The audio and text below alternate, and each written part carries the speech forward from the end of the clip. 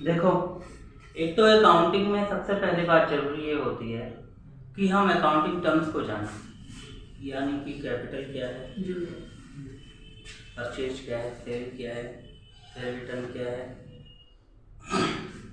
ठीक है, या फिर एक्सपेंसेस में कौन कौन से एक्सपेंडिचर है, ठीक है, इनकम में कौन कौन से इनकम है, और साथ में आपके अकाउंटिंग इंफॉर्मेशन को जानने के लिए कौन कौन से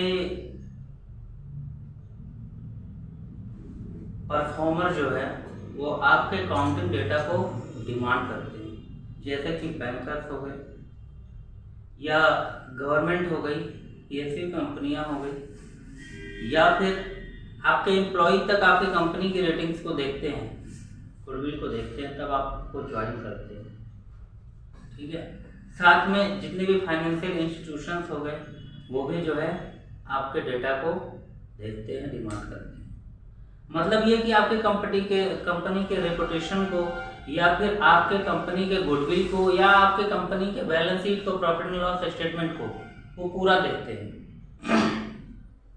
जिसमें आपका पूरा अकाउंटिंग का डेटा हो, साथ में आपके एसेट्स, लायबिलिटी हो, और जितने भी एक्सपेंसेस हुए हैं या कितने का प्रॉफिट लॉस हुआ, ये सारा डेटा आपका देखते हैं, और आपका रिकॉर्ड भी देखते हैं कि प्रॉपर अकाउंटिंग हुई है या नहीं हुई है। तो ये तो सारे अकाउंटिंग टर्म्स हैं। किसी को भी अकाउंटिंग जानने के लिए, चाहे वो नॉर्मल अकाउंटेंट बन रहा हो कोई सॉफ्टवेयर सीख के, या फिर चाहे वो अकाउंटिंग कर रहा हो मैनुअल, इन सभी के लिए जो है आपको अकाउंटिंग टर्म्स के बारे में जानना है।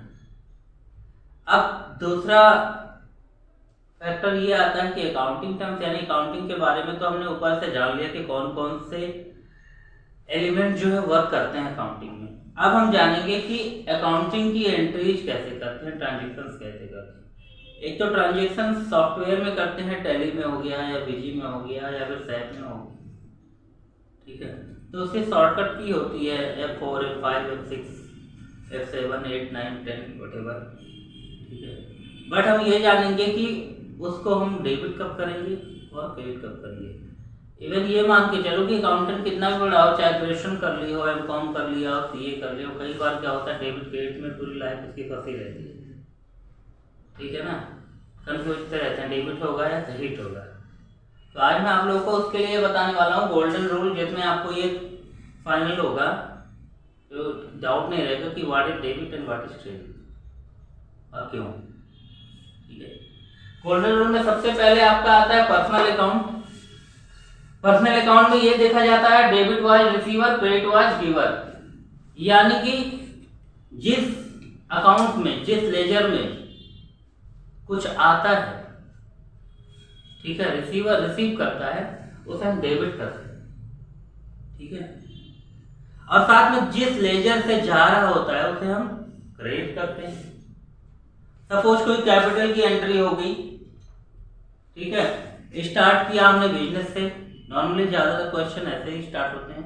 सपोज कोई क्वेश्चन हमने स्टार्ट किया कि Ram started business with cash, बहुत ही कॉमन यूनिक क्वेश्चन है, बार बार यही आता है, लगभग 11th में देखें, 12th में देखें, या जो भी, ठीक है। तो जाहिर सी बात है राम के लेजर से जो है पैसा गया, और फिर भी वो ऑनर है या इन्वेस्टर है, कमिस्ट कर रहा है बिजनेस, तो स्टार्ट कर रहा है, वो ऑनर है, ठीक है। तो इसमें क्या हो जाएगा, और कैश आ रहा है, अगर ये कहता वो Ram start business with bank या कैश, या बैंक और कैश से दोनों से कह रहा है, सपोज करो 150 जो है 1,50,000 ने कहा, 1 लाख बैंक से ट्रांसफर किया अकाउंट की, कंपनी के अकाउंट के लिए, और 50,000 कैश करा, तो क्या हो जाएगा, कंपनी में रिसीव होगा कैश और बैंक, ठीक है। तो कैश और बैंक का जो लेजर होगा वो तो डेबिट होगा आपका। बट अगर क्रेडिट है तो क्रेडिट लेजर में क्या आएगा आपका, क्रेडिट लेजर में आपका आएगा राम, क्योंकि उसी के अकाउंट से गया है। राम एक पर्सनल अकाउंट भी माना जाता है, बट अभी कंपनी के बिहार पे आप देखोगे तो यहाँ पे आपको पर्सनल अकाउंट के अकॉर्डिंग ही एंट्री करनी है, ठीक है। Debit is the receiver, credit is the giver. तो इसमें हमारी एंट्री यही हो जाएगी भाई कि cash bank debit and Ram account या Ram capital account credit whatever was amount 50K, ठीक है, 1 लाख टोटल हो गया 1,50,000, ठीक है। तो ये आपके पर्सनल अकाउंट के रिलेटेड एंट्री हो गई। ऑलवेज पर्सनल अकाउंट से रिलेटेड एंट्री ऐसे ही होती है, ठीक है। क्या हम रिसीव कर रहे हैं, ठीक है, रिसीवर जो भी होगा वो डेबिट। अब किसी को हम पेमेंट कर रहे हैं, सपोज करो सन्ड्री डेटर को कर रहे हैं, सन्ड्री क्रेडिटर को हम पेमेंट कर रहे हैं या सन्ड्री डेटर से हम ले रहे हैं, तो यहाँ पे क्या है, रिसीवर और गिवर की ही एंट्री हो रही है। अगर हम पेमेंट दे रहे हैं तो क्रेडिट हम होंगे या हमारा बैंक होगा, ठीक है। हम यानी अगर कंपनी के बिहाफ पे पेमेंट कर रहे हैं तो क्रेडिट हमारा बैंक होगा या कैश होगा, साथ में जो रिसीव कर रही है पार्टी उसी तरीके से उसको रिसीव कर दिया जाएगा, डेबिट कर दिया जाएगा। यानी कि कैपिटल की एंट्री और साथ में पेमेंट और रिसीव की एंट्री डेटर और क्रेडिटर को वो हम पर्सनल अकाउंट के रूल के अकॉर्डिंग कर, सिंपल, ठीक है।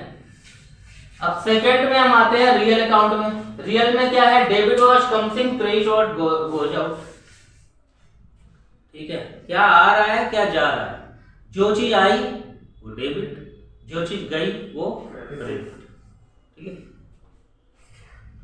अब इसमें क्या है, आपका कोई फर्नीचर आया, एसेट्स आए, ठीक है, एसेट्स आए तो आप उसको क्या करोगे, डेबिट करोगे। कोई फर्नीचर ले लिया, ठीक है, किसी कंपनी से आया अभिषेक अभी फर्नीचर, ठीक है, वो जाओ जिसके पास से गया वो क्रेडिट 20,000 का फर्नीचर था सपोज, और जो चीज आई वो डेबिट। तो इसमें क्या हो गया, इस एसेट्स का नाम आ गया डेबिट वाज कम्स इन, ठीक है। जो एसेट्स आ गया आपके पास वो डेबिट हो गया, और क्रेडिट वाज गोज आउट, जिसके खाते से गया वो क्या हो गया, क्रेडिट हो गया, क्रेडिट। यानी कि लगभग एसेट्स और लायबिलिटी के एंट्री में हो जाते हैं, ठीक है। अब है नॉमिनल अकाउंट। नॉमिनल अकाउंट का मतलब हो गया debit all expenses and credit all incomes and benefits. इसमें परचेज की एंट्री आती है, एक तो क्योंकि परचेज करते तो हम एक्सपेंडिचर ही है हमारी, उसके बाद हमारी रेवेन्यू कलेक्ट होनी शुरू होती है। परचेज करते हैं, फिर सेल करते हैं, फिर उससे इनकम आती है, रेवेन्यू जाती है, फिर उससे हम जो है सारे एक्सपेंस को बेयर करते हैं। एक्सपेंस मतलब क्या हो गया, सारे एक्सपेंडिचर जो भी हैं, जैसे कि इलेक्ट्रिसिटी बिल है, फोन बिल है, वाटर बिल है, टूर एंड ट्रेवल बिल है, ठीक है, ऑफिस रेफरेंस बिल है, ऑफिस रिपेयर एंड मेंटेनेंस का बिल है, कंप्यूटर रिपेयर मेंटेनेंस का बिल है, प्रिंटिंग एंड स्टेशनरी है, बैंक चार्ज है, व्हाटएवर है, ये हमारे ऑल एक्सपेंसेस के लेजर में आते हैं। तो जितनी भी एक्सपेंडिचर है, एक्सपेंसेस है, वो क्या हो जाएगा, वो डेबिट होंगे। और जितने भी इनकम है, जैसे बैंक इंटरेस्ट रिसीव किया हमने, ठीक है ना, इनकम ऑल क्या हो जाएगा, क्रेडिट।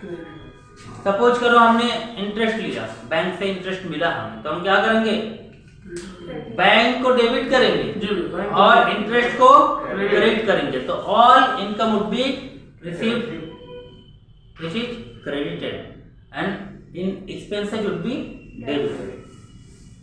सपोज करो वाटर एक्सपेंस है, तो हमने कहा water expense debit to cash, water expense debit to bank. और अगर इनकम है तो हम कहेंगे बैंक चार्ज रिसीव क्रेडिट और बैंक अकाउंट डेबिट, यानी बैंक अकाउंट में डेबिट में गया पैसा, ठीक है, और इनकम में क्रेडिट हो गया, आ गया। या फिर हम कहें रेंट रिसीव हुआ हमें, तो हम बाई कैश या बैंक डेबिट कर देंगे और साथ में रेंट रिसीव अकाउंट क्रेडिट कर देंगे, ठीक है। ये बहुत ही सिंपल है। जब आप इन चीज़ों को ध्यान में रख के एंट्रीज करेंगे तो आपकी एंट्री कभी गलत नहीं होगी। ठीक है, इस पैटर्न पर चलेंगे तो एंट्री आपकी गलत नहीं होगी, तो इसको ध्यान में रखें। ठीक है, कभी भी कोई एंट्री करें तो इसको ध्यान में रख के करें। कई बार मैं देखता हूँ लोगों को जानकारी होने के बावजूद इसको भूलते हैं और अपने मर्जी से कर देते हैं। अपने मर्जी से मतलब इसको भूल जाते हैं कि गोल्डन रूल होता क्या है, अकाउंटिंग का रूल क्या, कुछ नहीं। तो वो आप इस लेवल पे करते हो कि कंडीशन के अकॉर्डिंग एंट्री कर रहे हो। अगर बहुत अच्छी जानकारी है आपको तो वहां पे क्या होता है, प्रैक्टिकली कंपनी में जो है प्रैक्टिकली कंडीशन के अकॉर्डिंग एंट्री की जाती है, तो वो अलग चीजें हैं। बट आप कभी रूल से नहीं हटोगे, नेचर यही होंगे आपके, नेचर यही होंगे, काम ऐसे ही करना होगा, बस थोड़ा सा कंडीशनल एंट्रीज हो जाती हैं, तो उसको हम इस गोल्डन रूल के अकॉर्डिंग हम डिसाइड नहीं कर सकते। तो हमेशा हमें गोल्डन रूल के अकॉर्डिंग ही चलना है एंट्रीज में। ठीक है, प्रैक्टिकली और थ्योरेटिकली। समझ आया? जी जी। पहले भी आप लोगों ने थोड़ा बहुत समझा होगा, इसको जाना होगा।